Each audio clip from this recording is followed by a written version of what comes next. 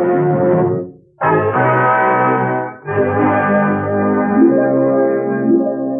now, ladies and gentlemen, a progress report on the new Walt Disney World in Florida. This room at the Walt Disney Studios is the command post for Project Florida.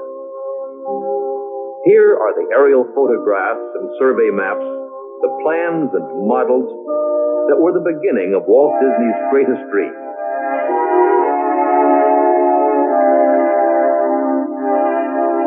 A few short years ago, surrounded by these same maps and plans and models, Walt spoke of this dream.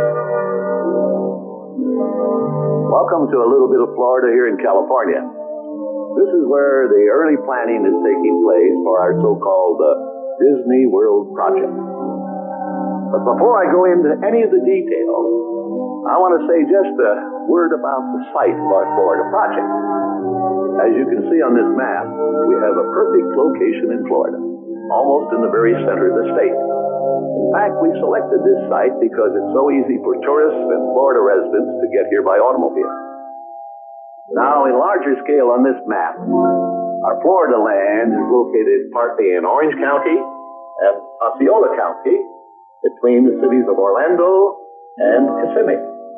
And the important thing is that the Disney World is located just a few miles from the crossing point of Interstate 4 and Sunshine State Parkway, Florida's major highways carrying motors east and west and north and south to the center of the state. We're now developing a master plan that encompasses the theme park and all the facilities around it that will serve the tourists. Hotels, motels, and a variety of recreation activities. In fact, just this little area alone is 5 times the size of Disneyland in California.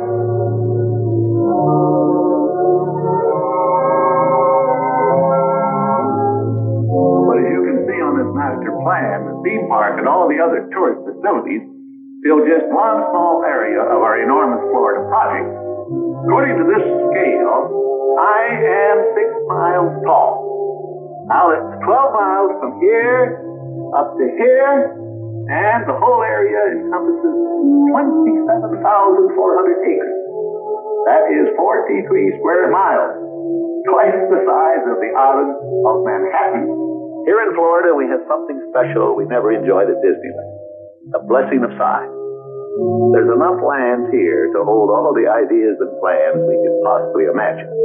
Right now, our plans include an airport of the future down here in Osceola County, an entrance complex where all visitors will enter Disney World, an industrial park area covering about 1,000 acres, and of course, the theme park area way up here.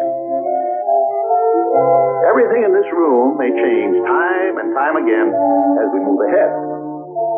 But the basic philosophy of what we're planning for Disney World is going to remain very much as it is right now.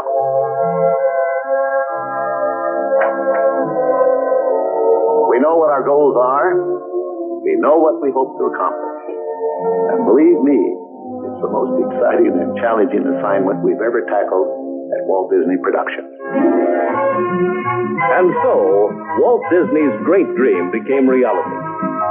Very early in the game, it began to be unveiled for the public.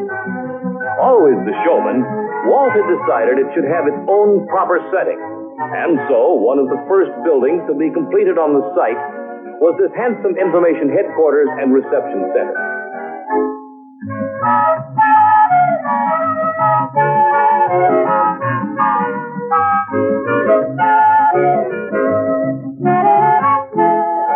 Inside the reception center, a special theater had been constructed in which to present the Disney World story.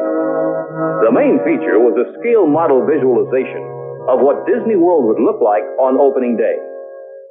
And here it is.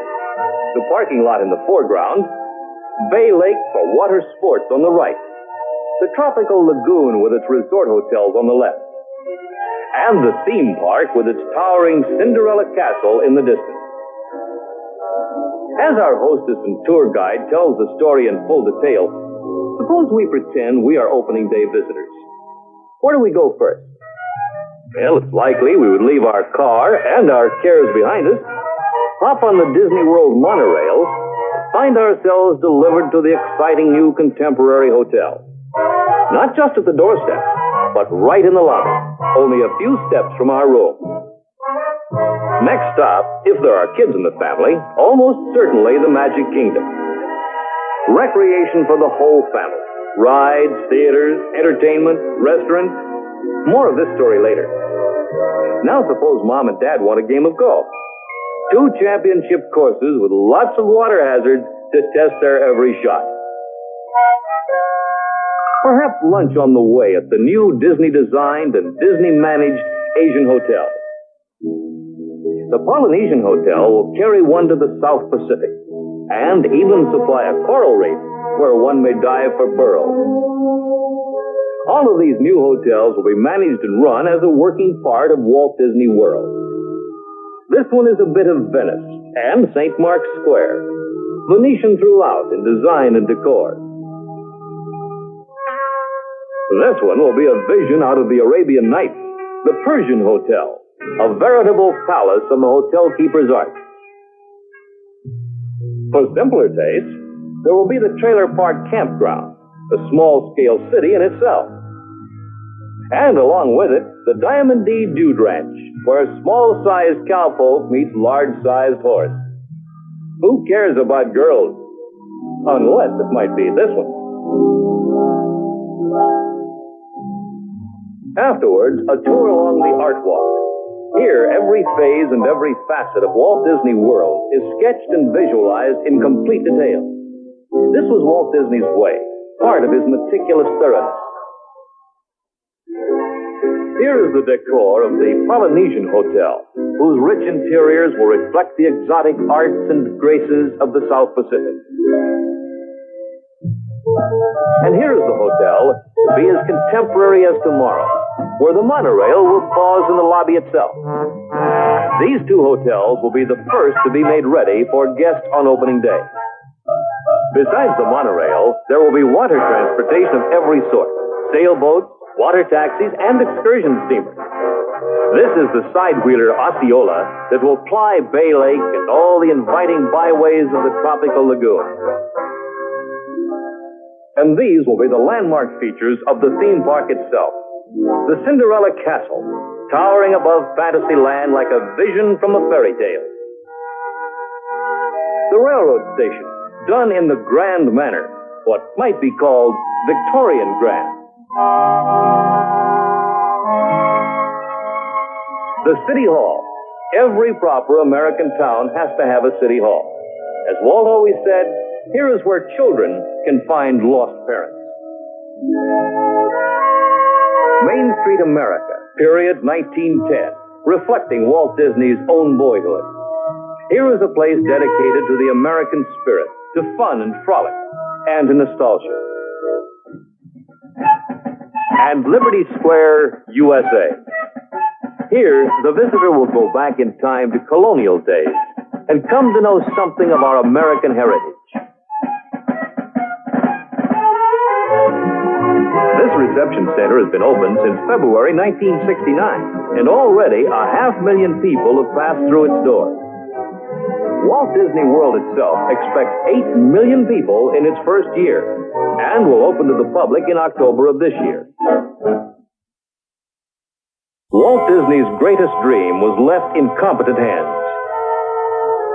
His brother and lifelong partner Roy Disney became head of the planning team, and with a zeal born of dedication, he plunged into the task. And so there began a series of on-the-site inspection trips, often as not by Roy Disney himself, who, like Walt before him, wanted to see how things were going.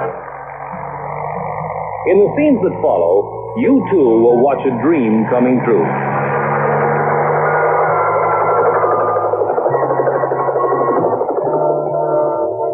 In no time almost, it looked like this. The construction site began to look like the model. Buildings taking shape, even streets and plazas beginning to appear. Approaching from the lagoon, when later there is a lagoon, we would disembark at this boat dock, make our way under the railroad embankment, and continue up Main Street toward the central plaza in front of the castle.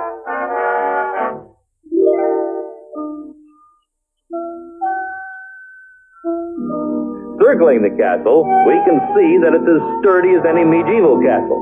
But the food will be better. A first-class restaurant on the top floor will provide the best view in the park.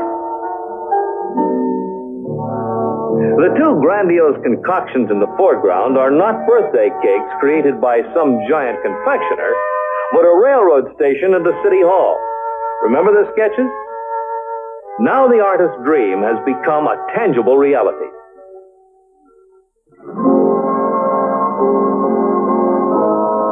Still further evidence of Disney thoroughness. This whole operation from start to finish was recorded on film. And here's our documentary cameraman setting out to make this day's report.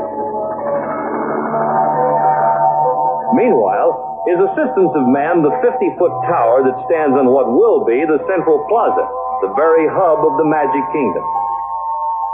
His camera records their activity, and theirs record his coming by. A case of picture takers taking pictures of picture takers. Of course, there was a good practical reason for all this camera coverage. It became a constant check on construction progress. No one was permitted to forget that target date, October 1971. Production query: how are the golf courses coming along? Practical answer: we'll have a quick look-see. This is the Palms course, with the magnolia in the distance. The greens are in, the sand traps located, with the fairways yet to be planted. There's a hole for you.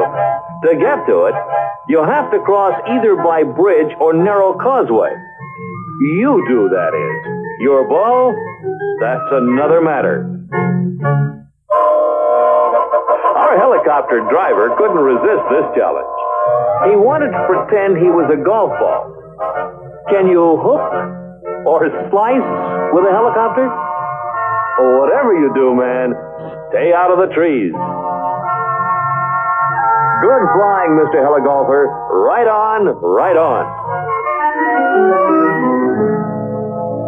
Conservation was always part of Walt Disney's plan, and much of the property will be left in its original state, preserved for all future time as a wildlife sanctuary.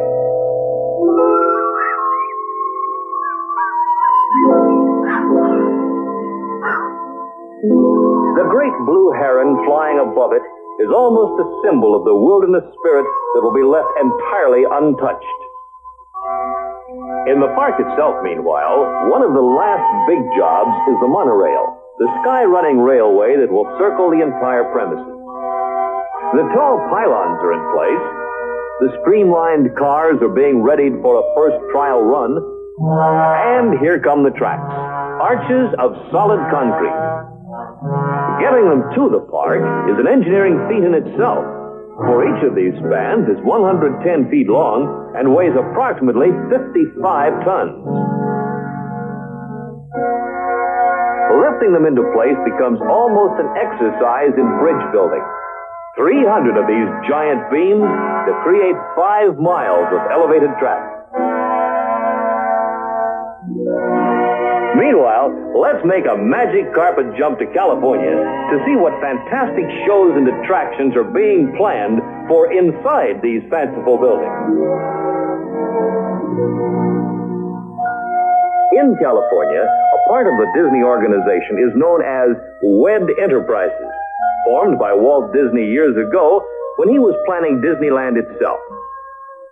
From the very beginning of Project Florida, WED has been busily at work doing what we call Imagineering, blending creative imagination with technical know-how.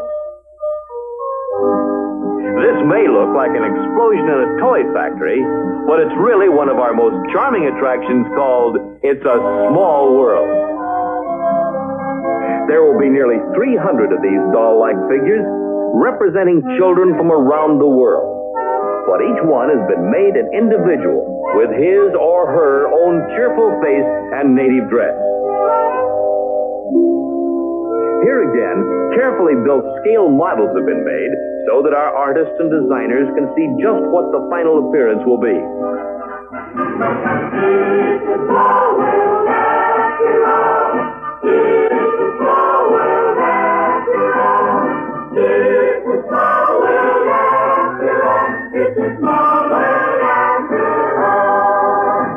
In another area at WED, and in a more serious vein, other Imagineers are working on a show to be called The Hall of Presidents. This will honor the men who have held the highest office this nation can bestow. For months, our artists and researchers have pored over hundreds of books and paintings and photographs, studying each president in minute detail. Beginning with George Washington himself, every president of the United States has been meticulously sculptured in life size.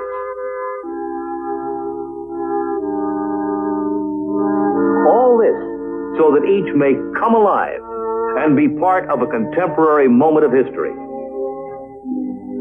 When all are finally assembled in common conclave, we shall hear Abraham Lincoln's inspiring words from the past, words of presidential prophecy which are as valid today as in earlier times.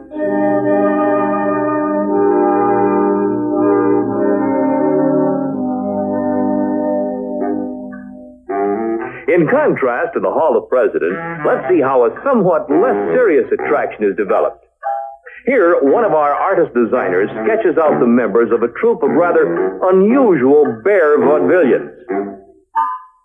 This is Henry, the master of ceremony. He heads up a down-home country music review. Now, the next step is to work out the routines of every act. Story sessions are held in which writers bounce ideas back and forth, and as part of the game, act out every part. This is Gomer playing a few bars to open the show. Now Henry takes the spotlight and says, "Howdy, folks. Welcome to the show." Now we go back to Gomer for a solo on the music box. Any similarities between Gomer and our story man are coincidental? Here we see the magic of what we call audio animatronics. Of course, it isn't really magic. It's a skillful blending of imagination, electronics, and computer technology.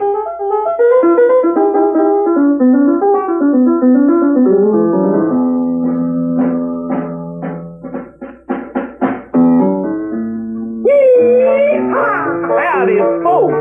Howdy there, Clarence. Welcome to the one, the only, the original Country Bear Review, featuring a bit of Americana, our musical heritage from the past. Well, enough of this chit-chat, yak-yak, and flim-flam. Just refrain from hibernating, then we'll all enjoy the show. Play on there, Gomer. Born on the mountaintop of Tennessee, greenest state in the land of the free. Raised in the woods so he knew every tree. Killed him a bar when he was only 3.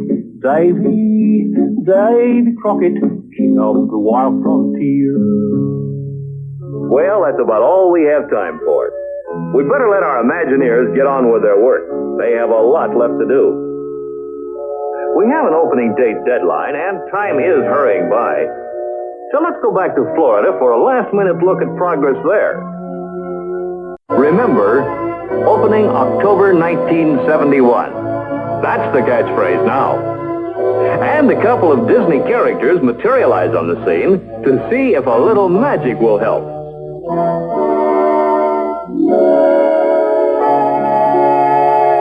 Along Main Street, buildings are looking bright and new and finished. Scaffolding is coming down, but there's much to be done. And as deadlines approach, time runs by, the tempo of things picks up. It not only picks up, it begins to get a bit hectic. With the help of a little trick photography, of course.